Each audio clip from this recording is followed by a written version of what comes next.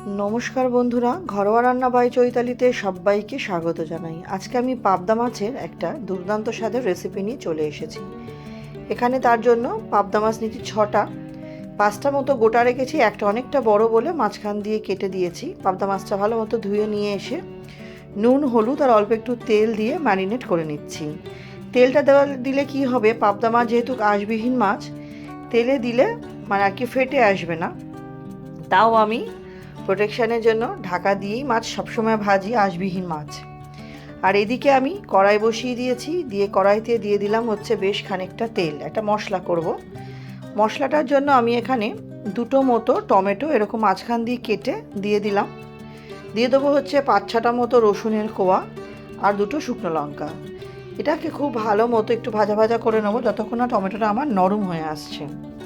কিছুক্ষণ নাড়াচাড়া করে ঢেকে রাখবো। ঢাকনা খুলে আবার কিছুক্ষণ নাড়াচাড়া করে দেখে নেবো টমেটোটা কতটা নরম হয়েছে, তারপর আবার ঢেকে দেবো। এই প্রসেসটা 2 থেকে 3 বার করে টমেটোটা একদম আমাকে ভেজে নিতে হবে। এই পাবদা মাছের তো আমরা ঝোল ঝাল অনেকবারই খেয়েছি। এটা পাবদা মাছের এক ধরনের ঝালই, কিন্তু একটু অন্য পদ্ধতিতে, যেটা খেতে হয়েছিল অসাধারণ স্বাদ, মুখে লেগে থাকার মতো। আমার রেসিপি আপনারা কে কোথা থেকে দেখছেন অবশ্যই জানাবেন বন্ধুরা। আপনাদের সুন্দর সুন্দর কমেন্টগুলো পড়তে যেমন ভীষণ ভালো লাগে, আপনাদের কমেন্টে কিন্তু আমি রান্না করার উৎসাহ পাই। চ্যানেলে নতুন বন্ধু হয়ে থাকলে চ্যানেলটি সাবস্ক্রাইব করে পাশে থাকা অনুরোধ রইল।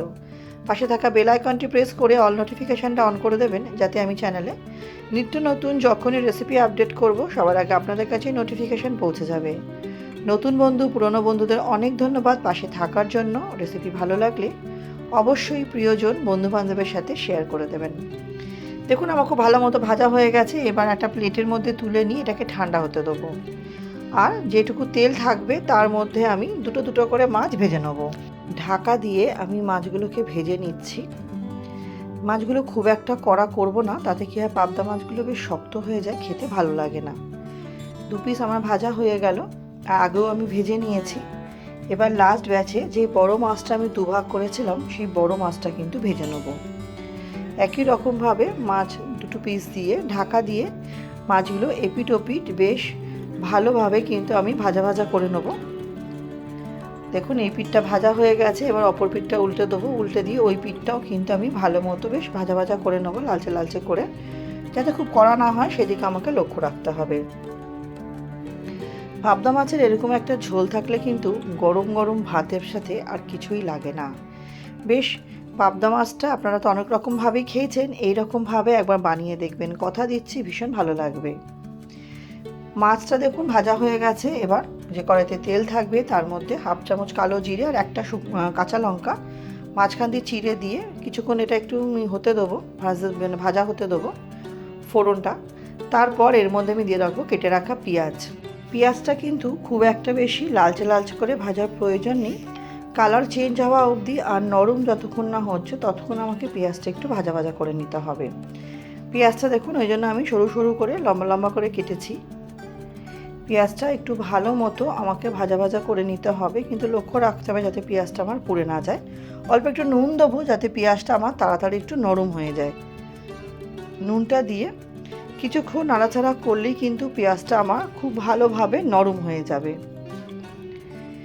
পেঁয়াজটা আমি খুব ভালো মতো ভাজা ভাজা করে নেওয়ার পর যে মশলাটা আমি প্রথমে করেছিলাম সেটা বেটে রেখেছিলাম সেটা দিয়ে দেবো।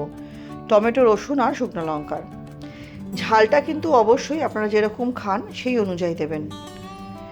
মশলাটা দিয়ে খুব ভালো মতো কিন্তু আমাকে এবার মিশিয়ে নিতে হবে পেঁয়াজের সাথে, যাতে মশলার কাঁচা গন্ধটা চলে যায়। তার জন্য খুব ভালোভাবে কিন্তু এটা আমাকে কষিয়ে নিতে হবে।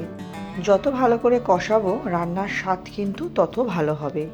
এই সময় কিছু গুঁড়ো মশলা দেবো। দিয়ে দিলাম 1/2 চামচ হলুদ গুঁড়ো, 1/2 চামচ জিরে গুঁড়ো আর কাশ্মীরি লঙ্কার গুঁড়ো দেবো 1 চামচ, যাতে কালারটা খুব সুন্দর আসে।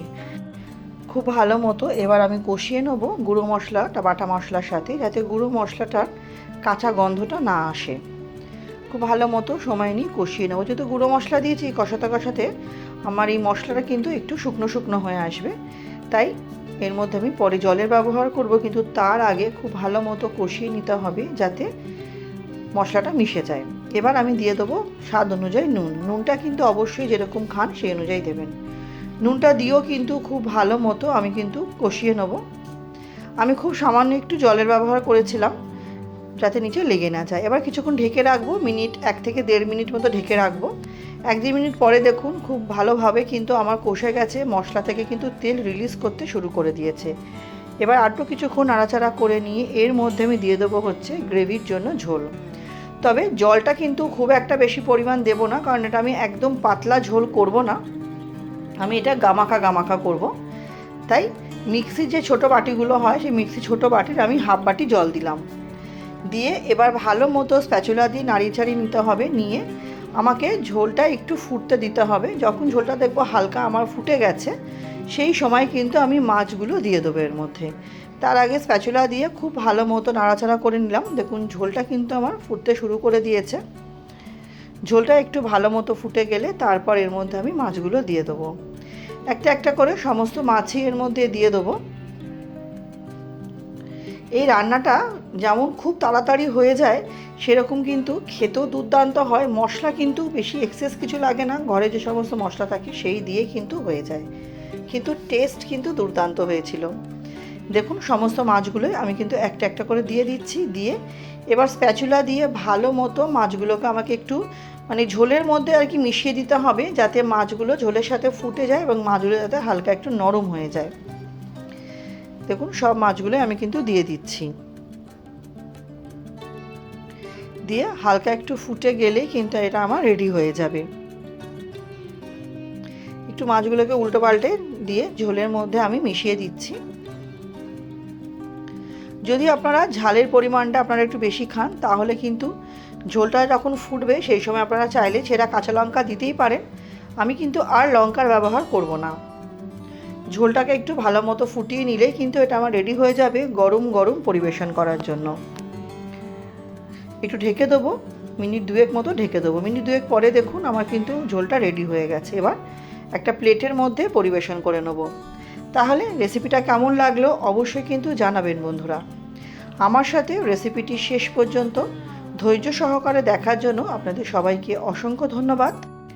আপাতত 3টে মাছ আমি প্লেটের মধ্যে দিয়ে সাজিয়ে নিচ্ছি। সব মাছগুলো ধরবে না, যেহেতু প্লেটিং করব তার জন্য। তাহলে বন্ধুরা রেসিপিটা তো আমার কমপ্লিট হয়ে গেছে। এরকমভাবে সহজ সাধারণভাবে অবশ্যই বাড়িতে মাছ বানিয়ে দেখবেন। আশা করছি আপনাদের সবার ভীষণই পছন্দ হবে। কমেন্ট সেকশানে কিন্তু জানাতে ভুলবেন না আপনাদের কেমন লাগলো মাছের রেসিপিটা। তাহলে আজকের মতো ভিডিওটা আমি এখানেই শেষ করছি। নেক্সট দিন আবার হাজির হব নতুন রান্নার সাথে। সবাই খুব ভালো থাকবেন, সুস্থ থাকবেন, সাবধানে থাকবেন।